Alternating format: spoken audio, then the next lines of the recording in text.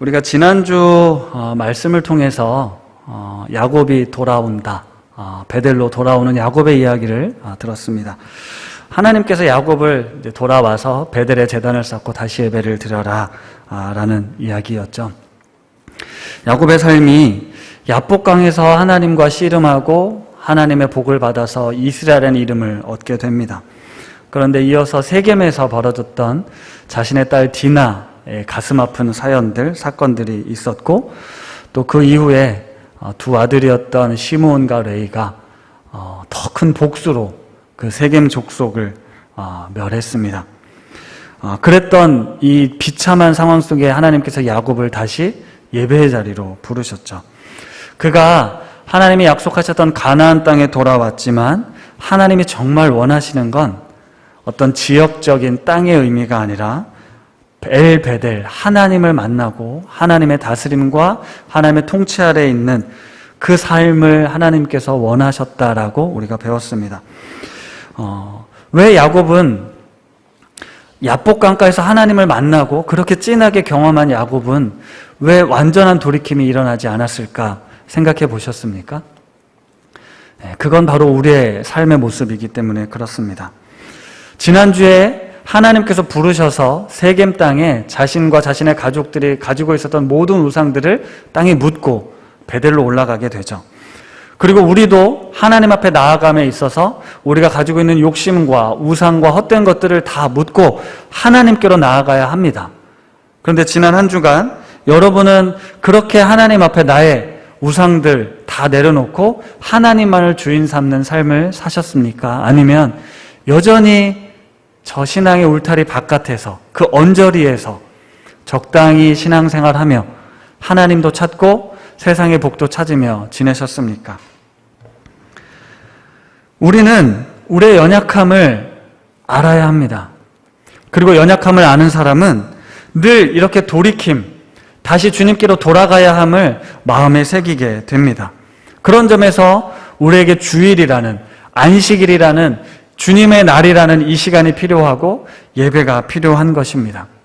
우리는 이 시간을 통해서 다시 내가 하나님 앞에 어떤 존재인지를 살피고 나의 삶의 방향을 하나님께로 돌이키고 나의 모든 헛된 욕심과 야망과 우상들을 그것들이 얼마나 어리석은 일인가를 깨닫고 주님께로 돌이키는 시간이 바로 이 시간이라는 것입니다.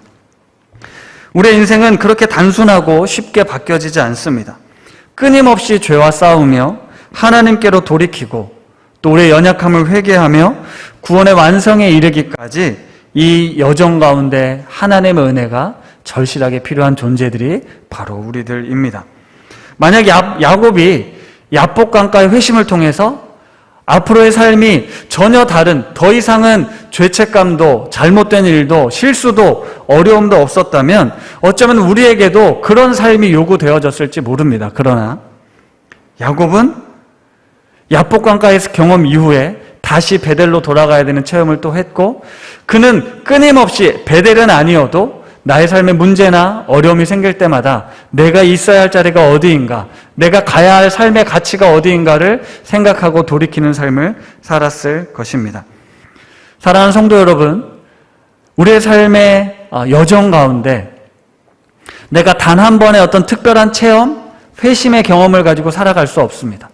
우린 끊임없이 넘어지고 연약하고 실패할 수 있습니다. 그러나 다시 그럴 때마다 베델로, 제단을 쌓을 곳으로, 하나님이 나를 부르신 곳으로, 하나님이 계신 이곳으로 나아와야 합니다.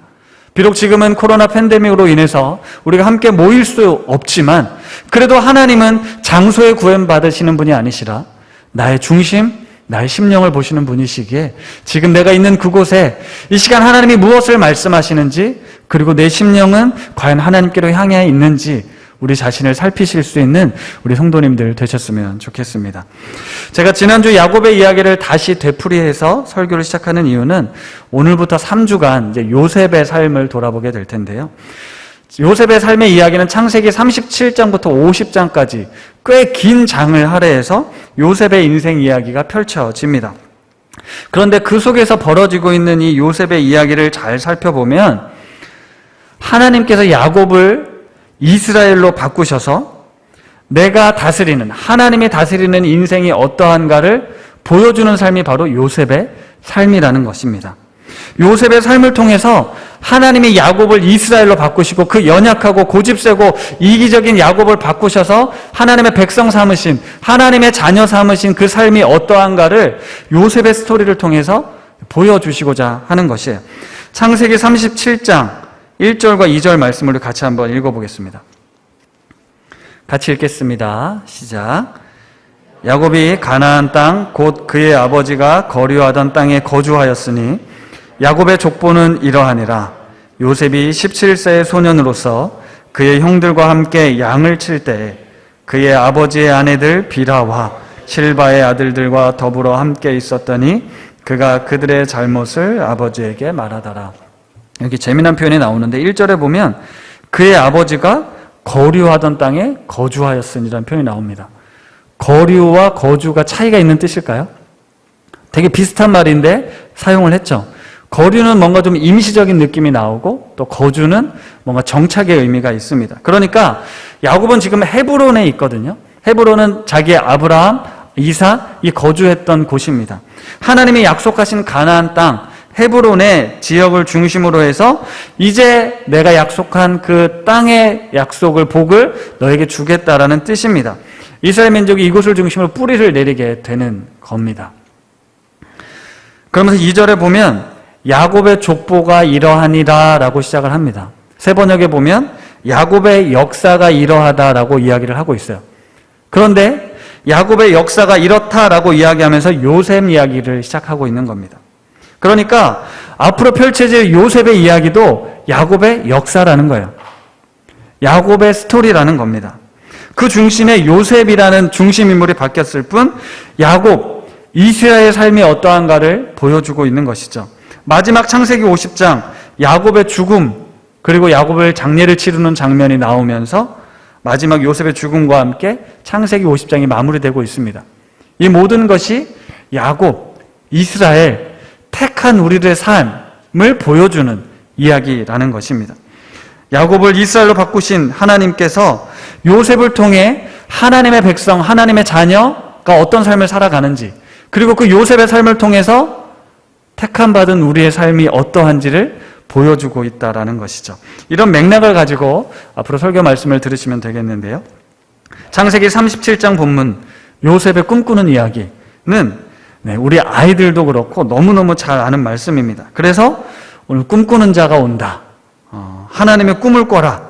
이런 이야기를 우리가 많이 하죠. 제가 높은 뜻 숭의교회에 2006년도에 청소년부 전도사로 부임을 했습니다. 아직도 기억이 나는데 그때 부임했을 때 설교가 바로 요셉 이야기였어요. 청소년들한테 요셉 이야기가 딱이잖아요. 꿈과 희망을 전해줄 수 있는 메시지. 요셉처럼 꿈꾸는 자가 되라. 그리고 하나님이 주신 그 꿈을 붙들고 살아라. 비록 가정 형편이 어려울 수도 있고 또 고난에 처할 수도 있고 또 실패한 것 같은 상황이 생길지라도 그 자리에서 성실하게 열심히 노력해라. 잘못된 유혹들은 피하고 인내하며 포기하지 않으면 너희도 언젠가 요셉처럼 성공하게 될 거다. 라고 이렇게 비전을, 꿈을 심어줬어요. 잘했죠? 청소년들한테 그런 메시지가 필요하잖아요. 그렇죠? 그때 그 말씀을 들었던 청소년들이 이제 30대 가 넘습니다. 우리 아이들이 이 사회 각지에 퍼져서 지금 요셉처럼 그 꿈을 이루며 살고 있으리라고 믿고 싶습니다.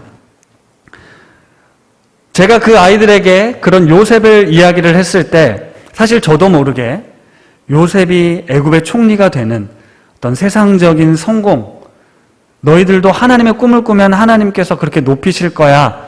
저도 은연중에 그런 메시지를 가르쳐 주었습니다. 물론 하나님께서 우리 아이들에게 꿈을 주시고 우리 청소년기에 하나님의 꿈을 붙잡는 것, 이거 참 중요한 일입니다. 그런데 요셉의 이야기는 요즘 시중에 많이 있는 자기 개발이나 성공의 스토리의 이야기는 아닙니다. 너희가 요셉처럼 이렇게 행동하고 이런 방법을 쓰면 성공할 수 있을 거야.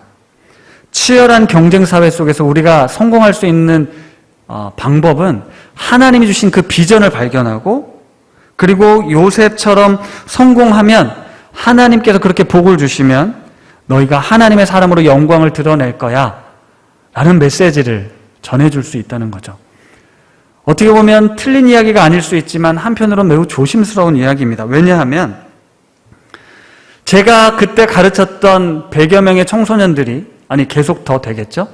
지금 사회에서 모두 다 요셉과 같은 역할을 해야만 하는 것입니까? 하나님이 주신 꿈을 붙들면 하나님께서 세상에 그런 리더로 세우신다라는 하나님의 말씀을 붙들고 살아갔던 우리 아이들이 혹시나 요셉과 같은 삶을 살고 있지 못하다면 그들은 하나님을 믿지 않았기 때문에, 제대로 믿지 않았기 때문에, 그 말씀에 순종하지 않았기 때문에 그런 결과가 온 것일까요? 그렇게 생각할 수도 없죠. 그러니까 이 요셉의 이야기는 이 세상에서 우리가 어떻게 하면 성공할 것인가에 대한 그런 스토리가 아닙니다. 요셉의 스토리는 하나님이 택한 백성, 하나님이 택한 자녀를 그 어떤 어려움과 위기 속에서, 고난 속에서 구원하신다. 하나님의 구원의 이야기입니다. 많은 사람들이 어떤 어려움과 고난을 극복하고 하나님이 주신 비전, 하나님이 주신 꿈을 붙잡고 성공했다는 성공 스토리, 간증들을 우리가 참 많이 들었습니다. 하나님의 이름을 자랑하는 것 같지만 그 속에 잘 보면 자기를 자랑하는 경우가 많습니다. 나 같은 사람, 나같이 모자라고 흠이 많고 부족한 사람을 구원하시는 하나님의 구원의 이야기를 우리는 삶의 이야기로 써내려가야 한다는 것이죠. 그러니까 하나님께서 요셉에게 꿈을 주셨던 것, 그리고 그 꿈을 붙들고 요셉은 끝까지 견뎌서 하나님의 꿈을 이루어 드렸을 때 하나님이 말씀하시고 싶었던 것은 무엇이냐면 애굽의 총리가 되어라라는 것이 아니라 하나님의 백성을 내가 그 어떤 어려움에도 너희들이 생각하지 못했던 방법으로 우리를 구원하신다.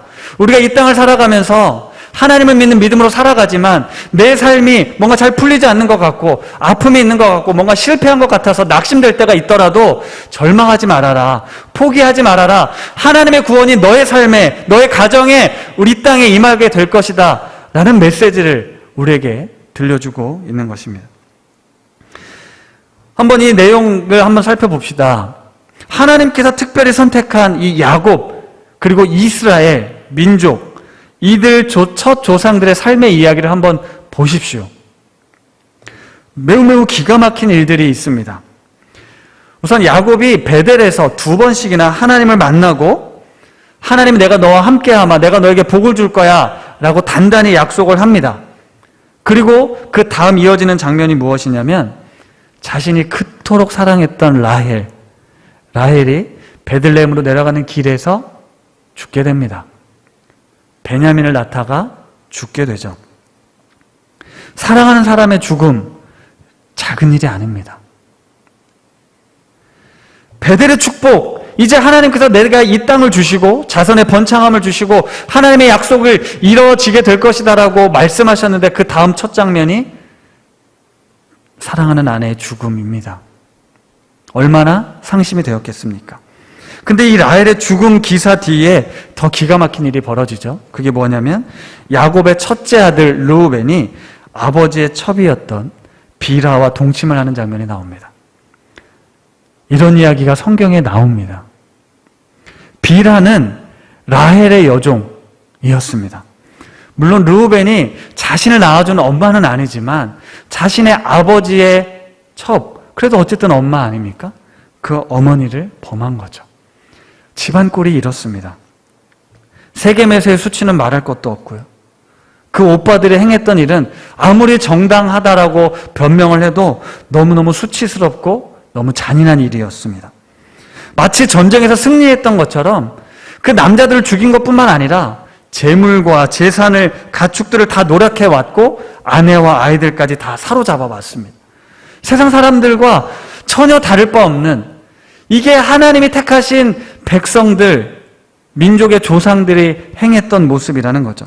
사실 이걸 어떻게 받아들일지, 해석해야 될지 결코 쉬운 일이 아닙니다. 사실 받아들이기 어려운 일이죠. 믿지 않는 사람들이 보면 하나님을 믿는 믿음의 가정이 저 모양이야 라고 손가락질할 수밖에 없는 그런 내용이 있다라는 거예요. 근데 이게 첫째부터 셋째 아들까지만의 이야기가 아닙니다. 오늘 37장 2절 아까 읽었던 내용에 보면 요셉이 17살 때 형들과 함께 양을 칩니다. 그 형들이 누구냐면 빌하와 실바의 아들들이었어요. 그런데 이 2절에 보면 그 형들이 잘못을 하나 봐요. 그 잘못을 요셉이 아버지에게 말했다라는 장면이 나오는데, 요셉이 마치 그냥 형들의 잘못을 쉽게 고자질하는 그런 사람으로 또 생각할 수도 있지만, 여기서 잘못이라고 번역된 단어는 사악한, 악독한이라는 단어입니다.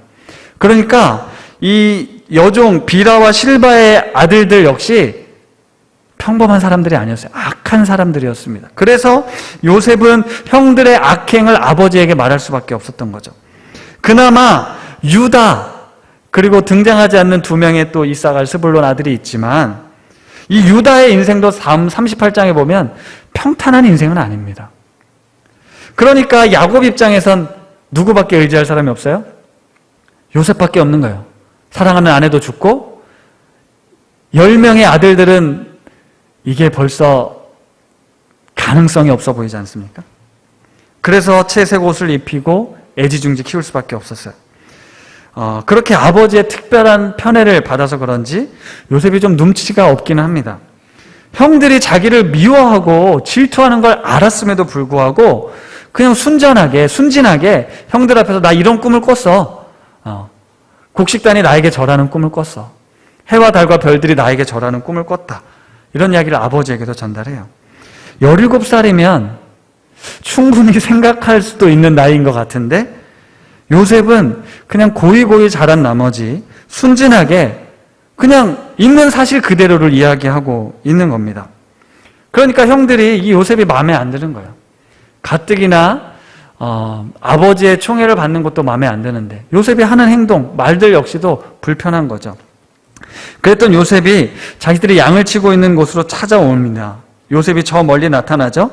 그랬더니 오늘 본문에 뭐라고 합니까? 요셉을 저 멀리서 보자마자 죽일 계획을 세웁니다. 그들이 하는 말을 한번 들어보십시오.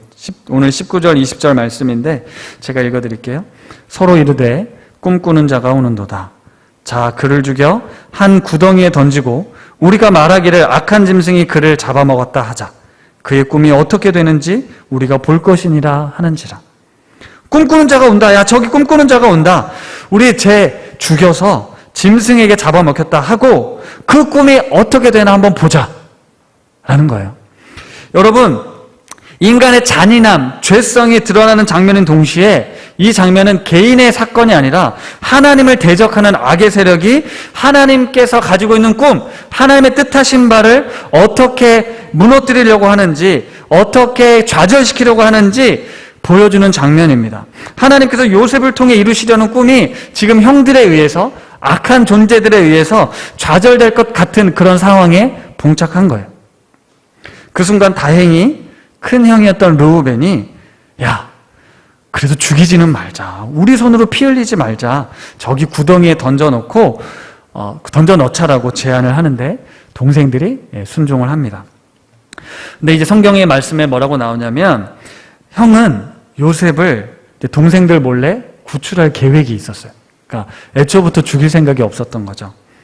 그런데 그 형의 마음을 잘 살펴보면 요셉을 불쌍히 여겨서 그런 게 아닙니다. 우린 르우벤이 좀 괜찮은 것처럼 보일 수 있겠지만 사실 르우벤은 그 비라를 범한 사건으로 인해서 지금 아버지로부터 완전히 눈밖에 났어요. 그리고 장자의 권한까지 상실해 버렸습니다. 그러니까 이 요셉을 살려서 데려가서 아버지에게 잘 보이고 싶었던 거예요. 아버지, 이 동생들이 얘를 죽이려고 하는데 제가 살려왔습니다. 이렇게 해서 아버지의 사랑, 혹시나 자신의 장자권을 회복할 수 있지 않을까, 이렇게 인간적으로 머리를 굴렸던 거예요. 근데 르우벤은 뜻대로 되지 않았죠. 동생 요셉을 구덩이에 던져 넣긴 했습니다. 여기서 말한 구덩이는 우물이에요. 우물에 집어 던져 넣었으니 기어 나올 수가 없잖아요. 다행히 물은 없었습니다. 그런데 이 형들이 그 우물에 동생을 집어넣어 놓고 주위에 앉아서 음식을 먹고 있다고 해요. 상상해 보십시오. 이게 진짜 어떻게 이럴 수 있습니까? 아무리 요셉이 미워도 그렇지. 근데 그때 이스마엘 사람들이 그 옆을 지나가게 되고 넷째 아들 유다가 야, 우리 동생 죽이지 말자. 이러다 죽겠다. 차라리 저 이스마엘 사람들에게 팔자라고 제안을 합니다. 그리고 그 제안을 받아들여서 이제 요셉은 이스마엘 사람들에게 은 20냥에 팔리게 되죠. 유다는 알지 못했습니다.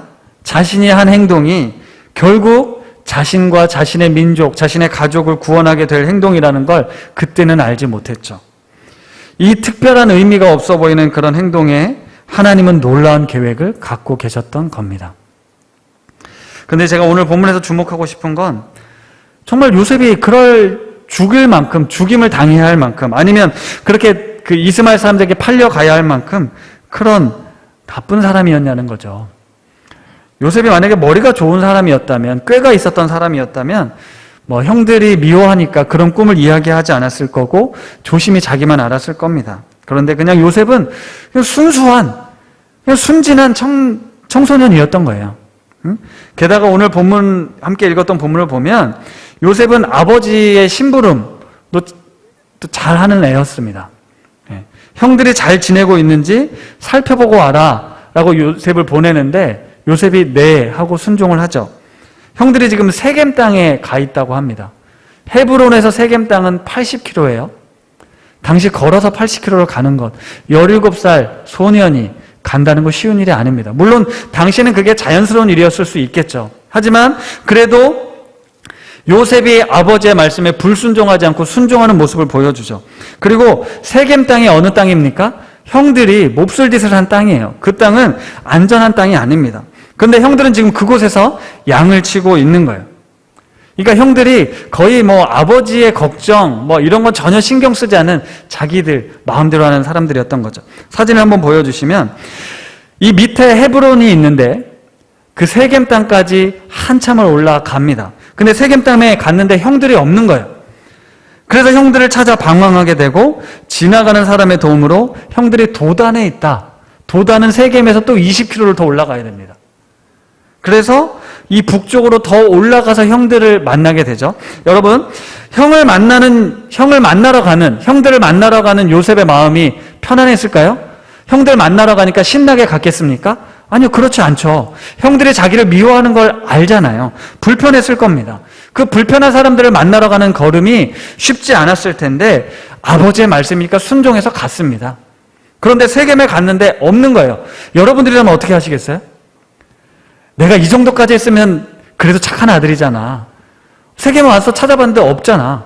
그럼 돌아가겠죠? 아버지, 세겜에 갔는데 형들이 없더라고요. 아무리 찾아도 없더라고요. 그렇게 이야기한다고 해서 아버지가 그래도 끝까지 찾아와야지 라고 하셨겠습니까? 우리가 충분히 변명할 수 있습니다. 그런데 요셉은 그 형들을 끝까지 찾고 찾아냅니다. 근데 그렇게 수고하고 아름다운 순종의 발걸음이 무슨 길입니까? 죽음의 길이었다는 거예요. 자기가 노예로 팔려가는 길이었다는 거예요. 스스로 그 길을 걸어간 거예요. 왜 의로운 사람이, 왜 잘못한 것도 없는 사람이 이런 결과를 맞이해야 하는 것입니까? 라는 거죠. 하박국 선지자가 이걸 하나님께 따졌어요. 하박국서 1장 13절 말씀입니다. 우리가 같이 한번 읽어보도록 하겠습니다. 시작.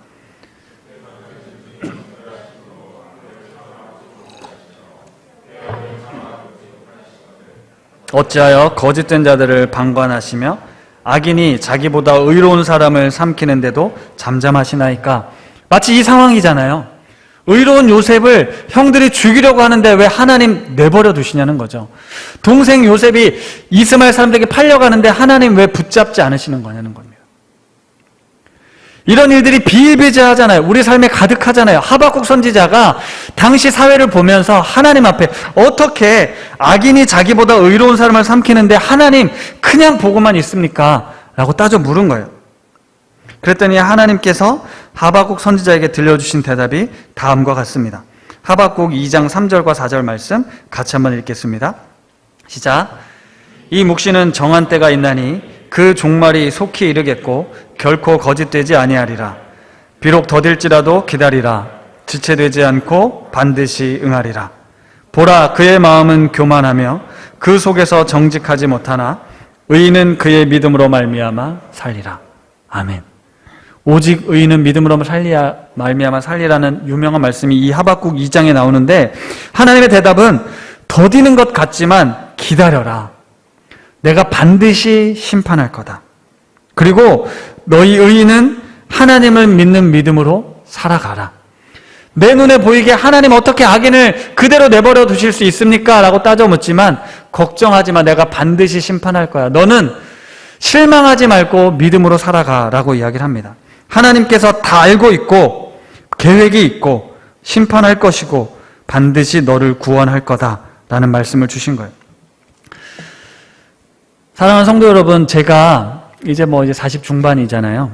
이제 이 정도 인생을 살면서 아직도 사람에 대해서든지 세상에 대해서든지 하나님에 대해서 모르는 것이 많고 또 이해하지 못하는 것들이 많지만, 제 인생을 살아오면서 내가 예수 그리스도를 만나면서 명확하게 붙들고 있는 사실 하나가 있습니다. 그건 내 인생이 하나님 손에 붙들려 있다는 것입니다. 내 인생이 하나님 손에 붙들려 있다는 사실, 그 하나님이 내 인생을 주관하고 있다는 사실을 저는 믿습니다. 때로는 좀 방황하기도 하고요. 때로는 실수도 합니다. 나의 그 무능력이나 나의 부족함 때문에 속상해할 때도 있죠. 아플 때도 있고 일어날 힘이 없을 것 같은 그런 때도 있지만, 그럼에도 불구하고 변함없는 사실은 하나님이 내 삶을 붙들고 있다는 것, 그래서 내 삶을 인도해 가실 거라는 사실입니다. 사람들은 보통 내가 간절히 원하거나 아니면 내가 열심히 노력하고 내가 완벽한 계획을 세우면 그대로 되어야 한다라고 생각합니다. 난 할 수 있어. 못할 게 뭐가 있어. 맘만 먹으면 할 수 있고 노력하면 안 되는 게 어딨어. 그리고 그렇게 될 거라고 믿습니다. 그런데 내가 공부를 하면 성적이 나와야 하고, 내가 운동을 하면 살이 빠져야 하고, 내가 성실하게 살면 그에 따른 보상이 있어야 한다라고 생각하고 그게 정상이라고 생각하지만, 우리가 살아가는 세상 늘 그렇게 되시던가요?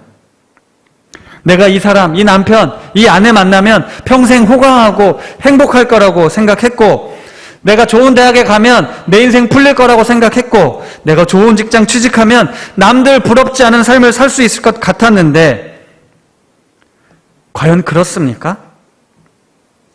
나는 이렇게 살고 있는데 저 사람은 나보다 모자란 것 같은데 더 잘 사는 것 같고 성공한 것처럼 보이고, 세상이 내 마음대로 내 뜻대로 되지 않을 때 있지 않으신가요?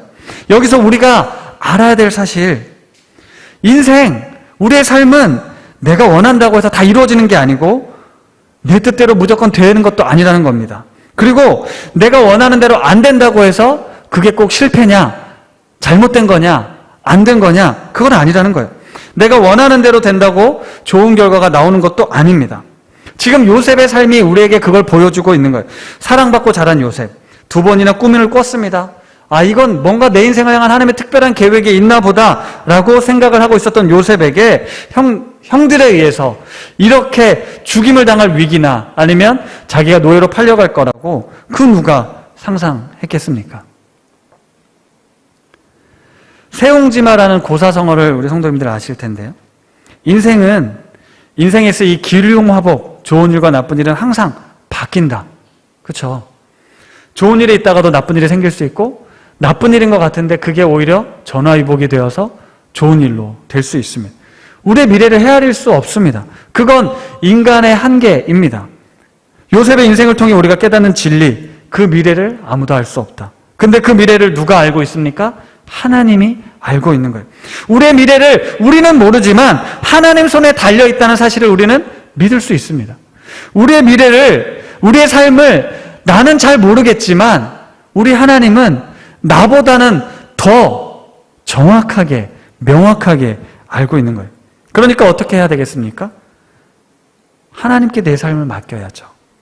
그리고 지금 오늘 내가 할 수 있는, 내가 볼 수 있는, 내가 만나고 있는, 내가 해야만 하는 그 일들 열심히 하고, 주어진 것에 감사하고, 자족하고, 누리고, 베풀고 사는 거죠.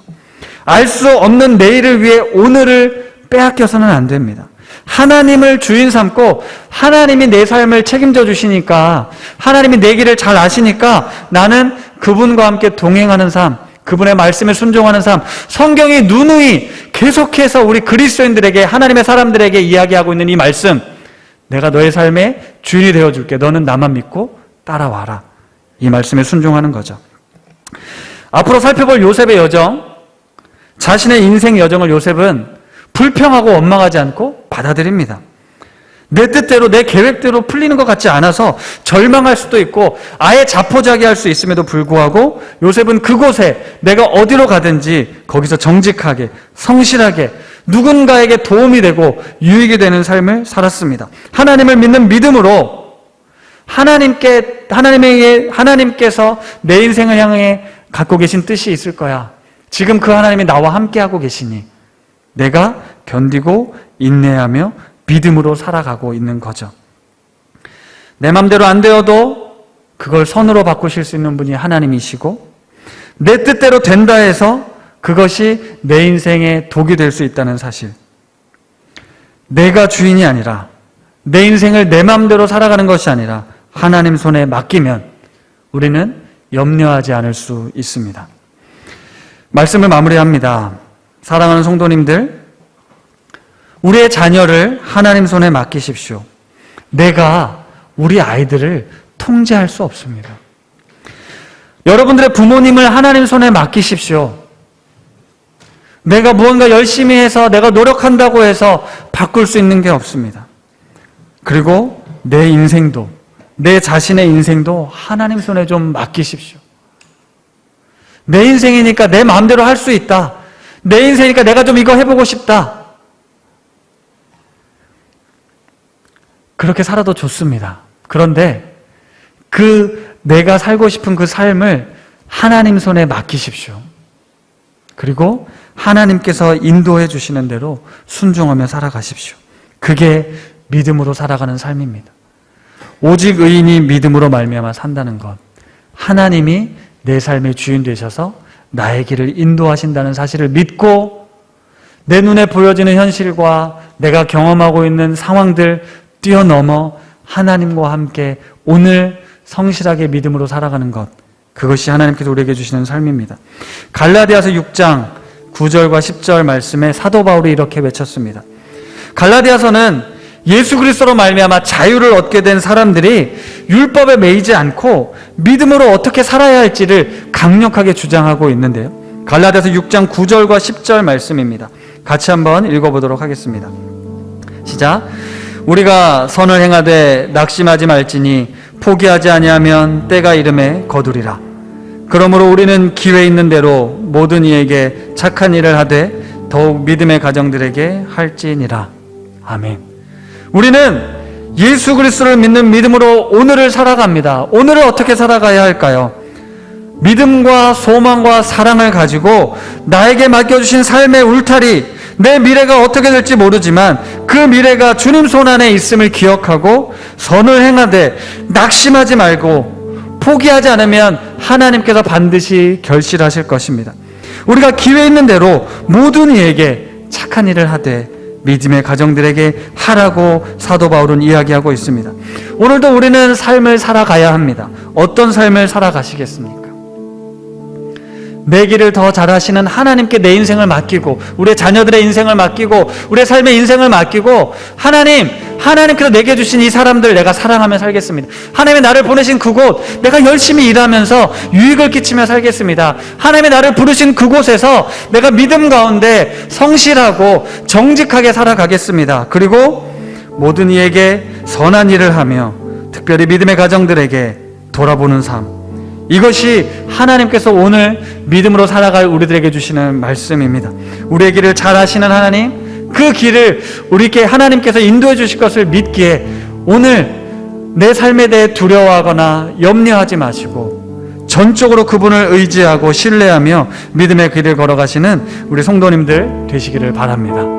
오늘 말씀을 준비하면서 조금 생뚱맞을 수 있었지만 요게벳의 노래가 생각이 났어요.